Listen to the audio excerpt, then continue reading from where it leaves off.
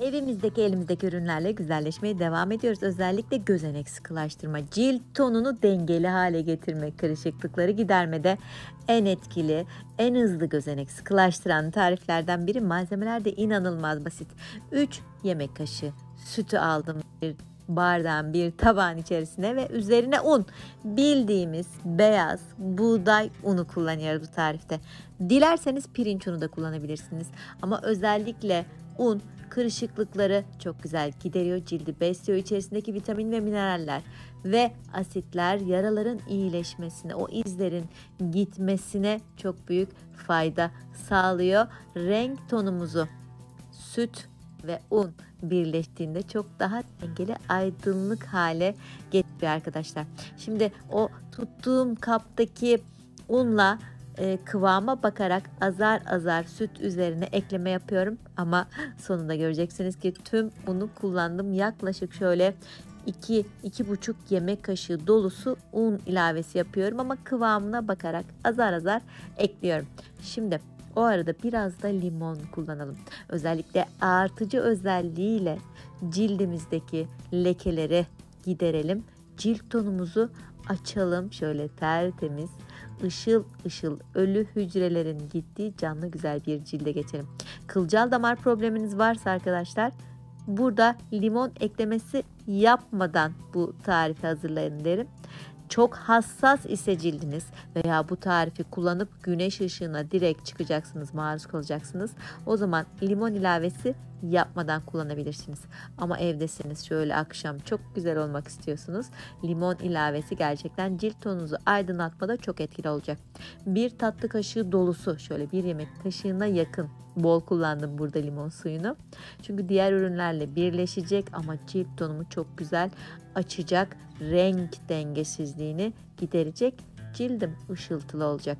O yüzden süt, un ve limon karışımını bu şekilde elde ettik. Bakın bu şekilde kullanabilirsiniz, tarif hazır, ama aloe vera jel kullanırsak daha da güzel olacak.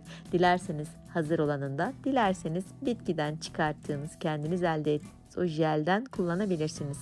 Ben bu şekilde bu tarifte hazır olan güzel bir aloe vera jelinden şöyle önce bir yemek kaşığı dolusu ilave ediyorum.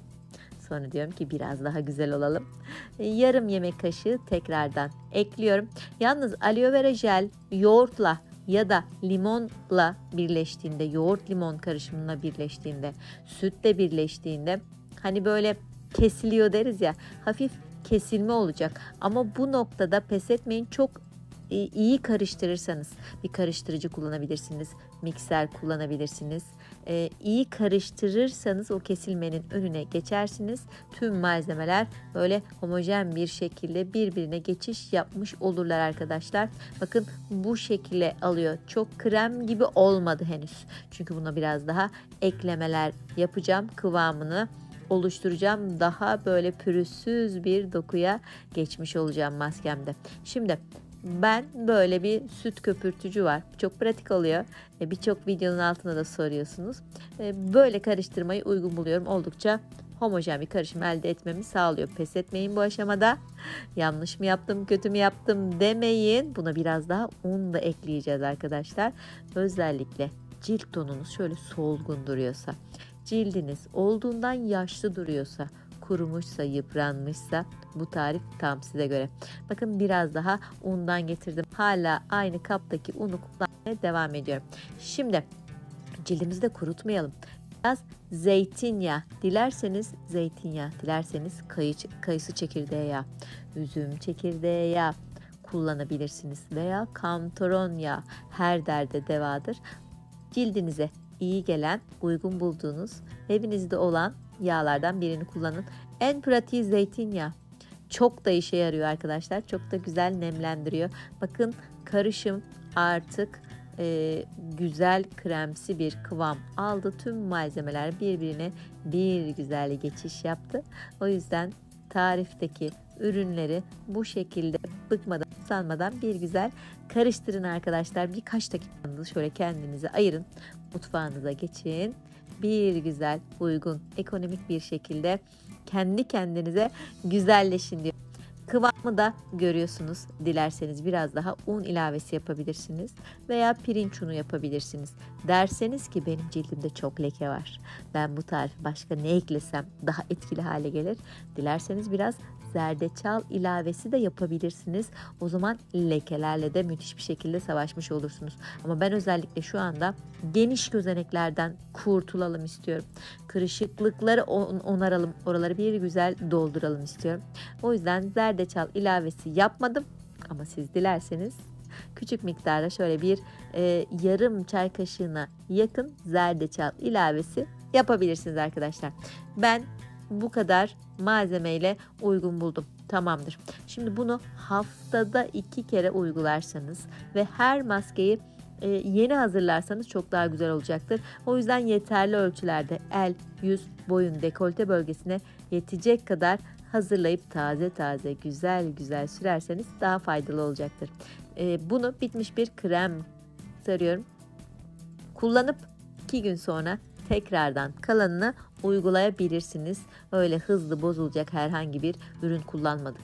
Ürünler de çok basit. Süt, un, sonrasında verejel, limon ve zeytinyağı. Bu kadar basit ürünler bir araya geldiğinde sizi çok basit ama çok etkili bir şekilde güzelleştirecek. Bir fırça yardımıyla ellerime ve tüm yüzüme uyguluyorum. Göz altlarıma sürerken biraz dikkatli oluyorum çünkü limon kullandık. Asidik yapısıyla cilt altı gözeneklerimizi sıkılaştıracağız. Evet, cilt tonumuzu açacağız. Evet, ama göz altımızdaki yapı biraz daha ince olduğu için, hassas olduğu için uygulamada dikkat edeceğiz. 20-30 dakika sonra önce ılık, sonra soğuk suyla cildimizden maskeyi bir güzel çıkartıyoruz. Şöyle ışıl ışıl, çok güzel oluyor. Ben bu maskeyi çıkarttıktan sonra yüzümü gül suyu ile temizliyorum.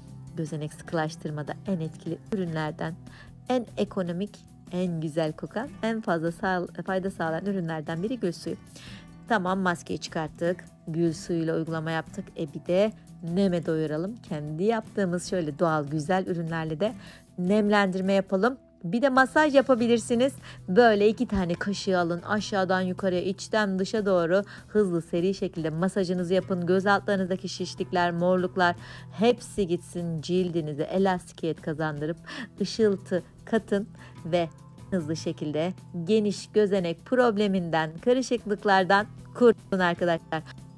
Siz de kullanın ve çok güzel sonuçlar alır. Altta o değerli yorumlarınızı yazın. Buraya birkaç video daha bırakıyorum.